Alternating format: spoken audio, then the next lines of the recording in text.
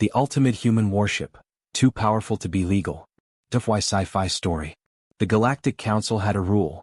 No single warship should be capable of destroying a planet. The treaty was ironclad. The punishment for violating it was the combined wrath of every major species in the known galaxy. No one dared defy it. No one, except humanity.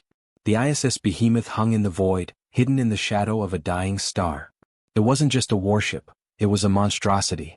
A vessel so vast, so devastating, that the very concept of its existence was an act of war. Admiral Grant Voss stood on the command deck, hands clasped behind his back. Below him, hundreds of officers worked in silence, their screens pulsing with streams of classified data. The Behemoth had been built in secret, against every law, every treaty, every warning. And now, the galaxy was about to find out why. A transmission blinked on screen, an urgent, coded message from Earth's High Command. Admiral Voss. The Council has discovered the ship. They're sending an armada. Their intent is clear. They want us gone. A silence fell over the bridge. Then a sharp inhale from Voss. How many ships? The reply came instantly. All of them. A slow grin spread across the Admiral's face. He glanced at his second-in-command, Commander Elise Rourke, who was already scanning enemy fleet movement reports. They think they can erase us, Voss muttered. They don't understand what we've built. Rourke gave a grim nod. Should we reveal it, sir? Voss turned to the viewport, gazing at the darkness of space. Outside, the Behemoth's silhouette was nearly invisible, until the stars behind it suddenly vanished. The ship was so massive, so terrifying, that its sheer bulk obscured the heavens. He exhaled. Yes, it's time. The first shot. The Galactic Council's extermination fleet arrived 3 hours later. 5 entire armadas, hundreds of capital ships, carriers, dreadnoughts, emerged from hyperspace, surrounding the hidden sector where Earth's outlawed warship had been spotted. The Council's Grand Marshal, Zythus Vol, observed the battlefield from his throne aboard the Sovereign Judicator, the largest warship ever legally sanctioned. His multi-eyed gaze locked onto the energy signatures appearing on the Council's sensors. He expected resistance. He expected a hidden flotilla of human warships, a desperate last stand. What he did not expect was the abyss. The Behemoth finally revealed itself. It drifted forward, its black hull swallowing all light, a silent god of war. It was not a fleet. It was one ship. And yet, its size dwarfed even the largest dreadnoughts. For the first time in his centuries of military service, Zythus felt fear. This is impossible, one of his officers whispered. Then the Behemoth fired. The weapon they said should never exist. The main cannon was unlike anything ever seen before. Instead of launching torpedoes or plasma beams, the Behemoth's primary weapon tore open space itself. A graviton lance erupted from its bow, a spiraling spear of condensed spacetime distortion. The moment it struck the first Council dreadnought, the enemy vessel didn't explode, it folded into itself. 1 second the massive warship was there. The next, it was collapsing inward, crumpling like a paper doll being crushed by an invisible hand. The bridge of the Sovereign Judicator fell into chaos. Sensors are failing. Gravity wells detected where our ships used to be. Our fleet is being erased. Admiral Voss watched from the Behemoth, unblinking. His officers stared in stunned silence. One shot. That's all it had taken. The Council's largest dreadnought fleet was crumbling. He turned to Rourke. Prepare the next volley. She nodded. With pleasure. The Council's biggest mistake. Panic spread through the remaining fleet. Council ships tried to fire back, unleashing thousands of plasma rounds and antimatter missiles. The Behemoth did not evade. It absorbed the attacks like raindrops against a mountain. Zythus Vol clenched his mandibles. What is that armor? The answer came moments later. Council ships attempted to scan the Behemoth's hull, searching for weak points. But the data came back incomprehensible. The hull was shifting, rewriting itself. Adaptive nanite plating. Every time a weapon struck, the armor reconfigured at the molecular level, making itself resistant to whatever had just hit it. Could not be damaged the same way twice. The Council's last words. The battle was not a battle. It was a slaughter. One by one the Council's mighty ships vanished, consumed by the Behemoth's impossible weaponry. Some tried to retreat. Voss did not allow it. He leaned toward the communications officer. Open a channel to Zythus volume. Moments later, the image of the Grand Marshal appeared on screen. His face was that of a defeated warrior, a leader who finally understood his mistake. You, Zythus choked. You fools. Do you know what you have done? Voss tilted his head. Yes. Zythus trembled with rage. The Council will never forgive this. The galaxy will unite to annihilate your kind. Voss simply smiled. Let them try. Then he cut the transmission. The next shot fired. The sovereign judicator, the pride of the Galactic Council, was no more. The human warship had done the unthinkable. It had broken the galaxy. And Earth was just getting started. The sovereign judicator was gone. One moment, it had been the crown jewel of the Galactic Council's fleet, a warship so feared that no civilization had dared challenge it in over 200 years. The next moment it was nothing. Not wreckage. Not debris. Just nothing. Admiral Grant Voss stood on the bridge of the Behemoth, watching the battlefield unfold before him. What had once been a fully armed 5 Armada fleet of Council ships was now a graveyard of echoes, silent voids where vessels had been, their mass erased from existence by the Behemoth's experimental weaponry. The only thing left? The screams. The surviving Council ships still had open communication lines. The humans weren't blocking them. No need. The messages coming through were a chaotic, panicked mess. We're outmatched. Nothing we fire is working, nothing. Retreat. Retreat. This is a massacre. The Behemoth it's not a ship. It's a planet killer. Voss turned to Commander Elise Rourke. Status. She didn't hesitate. Council forces are in full retreat. Their fleet command structure collapsed after the Judicator went down. We're tracking 173 ships still intact, all burning hard for the nearest jump point. Voss exhaled, then cracked his knuckles. 173? A slow smile formed. Too many. He turned back to the viewport. Outside, the Behemoth's graviton lance was still charging, the air around them humming with an almost unnatural frequency. The bridge lights flickered slightly, an effect of the energy buildup. Voss gestured forward. Fire. A weapon the galaxy was never meant to see. The Behemoth fired again.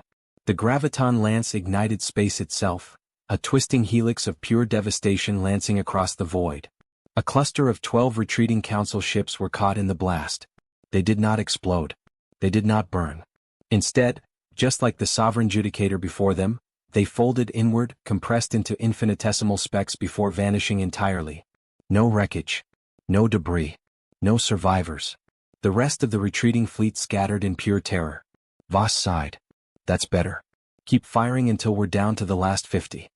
Rourke quirked an eyebrow. And then? Voss turned, smiling. Then, we let them run. A message that cannot be ignored.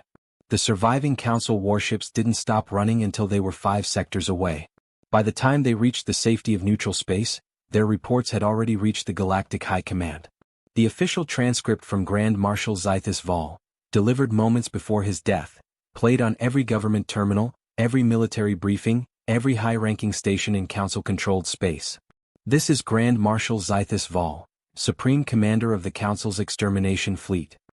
We have engaged the outlawed human warship, designation, ISS Behemoth. We expected resistance. We expected defiance. What we encountered was something beyond comprehension. They have broken every law of warfare. They have built a vessel that should not exist, a weapon capable of erasing entire fleets with a single strike. We are dying. We are being unmade. I issue this final warning. Humanity is no longer just a threat. Humanity is a galactic extinction event. By the time the recording ended, silence gripped the Council chambers. No one moved. No one spoke. And then, slowly, across the hundreds of alien representatives in the chamber, something new began to spread, something far worse than anger or outrage. Pure, unfiltered terror. The Council's response. On the bridge of the Behemoth, Rourke scanned the latest encrypted intelligence reports. Her expression hardened. The Council's calling for an emergency war summit. Voss smirked. How soon? Immediately. She exhaled. And they're invoking the last protocol. The bridge fell silent. Every officer froze. Even Voss's expression darkened. The last protocol had never been invoked in recorded history. It was a simple declaration, one that meant every single species in the Galactic Council was now bound by law to commit their full military strength toward a single, all-consuming purpose. Humanity's extermination. Rourke exhaled. The moment they conclude their summit, we'll be facing a war against the entire known galaxy. Voss let that sit for a moment. Then he gave a slow, almost amused nod. Well, he said, cracking his neck. About damn time. The call from Earth. Minutes later, a secure transmission from Earth's High Command came through. Admiral Joseph Hadrian, the Supreme Commander of humanity's defense forces, appeared on the holoscreen. His expression was grim, but his tone was calm. Voss, your actions have forced the Council's hand. They've declared a full-scale war against humanity. Voss nodded. Saw that coming. The entire galaxy is mobilizing against us. Another nod. Expected that too. Hadrian narrowed his gaze. So tell me, Admiral, why the hell are you smiling? Voss chuckled, folding his arms. Because they think they're declaring war on us. Hadrian frowned. And? Voss's grin widened. They haven't realized, we already declared war on them. Silence. Then Hadrian exhaled. What's your move? Voss turned to the viewport, watching as the behemoth slowly powered down its main cannon, its massive form now looming like a vengeful god against the backdrop of a dying star. They think this ship is our trump card. He smiled. They think the behemoth is the worst thing we've built. Hadrian studied him for a long moment. Then, slowly, his eyes widened in realization. You mean? Voss nodded. The behemoth was just our warning shot. Admiral Grant Voss leaned against the reinforced railing of the behemoth's command bridge, watching the tactical map flicker with thousands of red markers. Each represented a war fleet mobilizing against humanity. The entire Galactic Council had unified. He exhaled, rolling his shoulders. They're coming faster than expected. Commander Elise Rourke studied the data, her expression unreadable. They're terrified. Fear makes people reckless. Good, Voss said. Reckless enemies make mistakes. A new alert pulsed across the screen, an incoming priority transmission.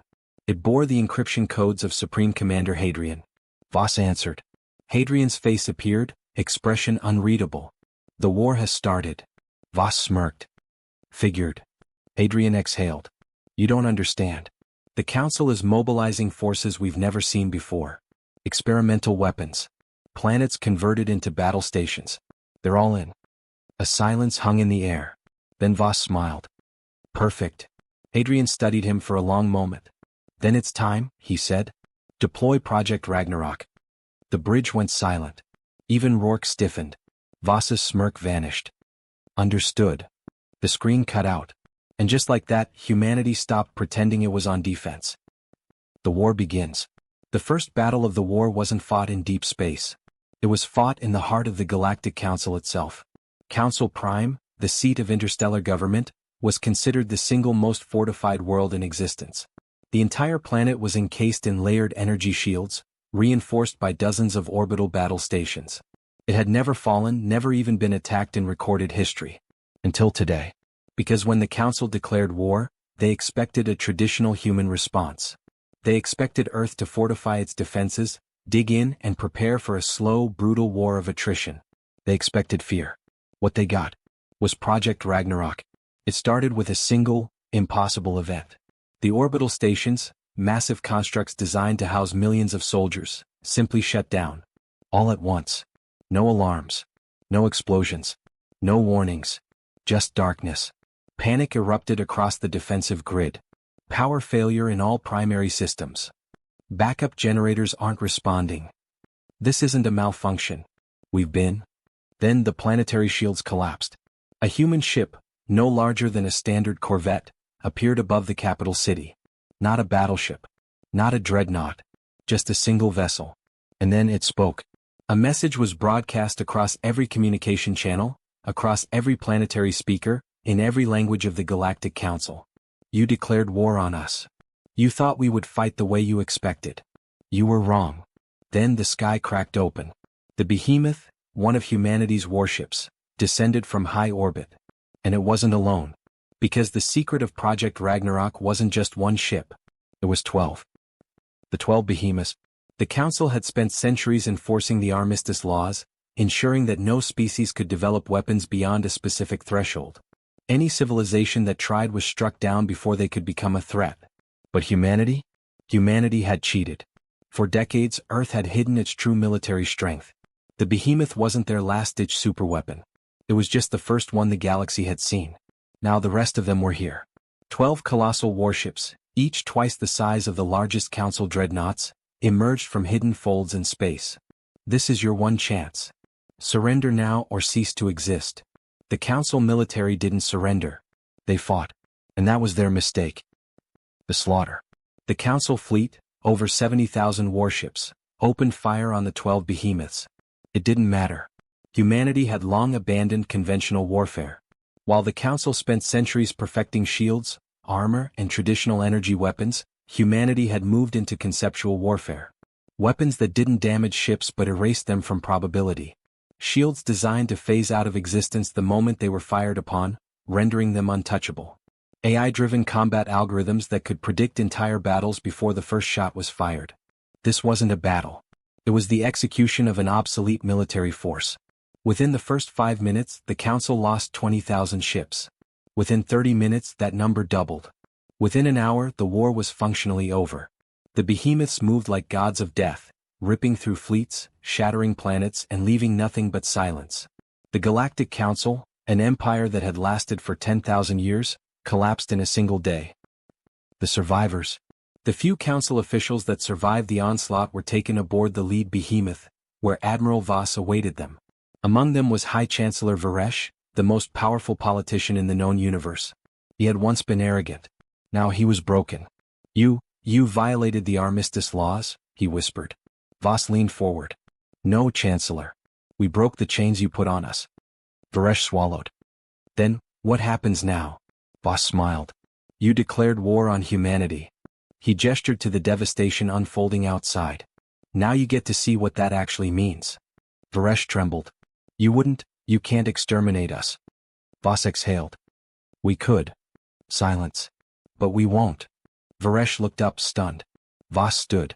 Humanity doesn't wipe out civilizations. We're not monsters. He leaned down. But you will never rule over us again. Varesh exhaled, shaking. Then, what happens now?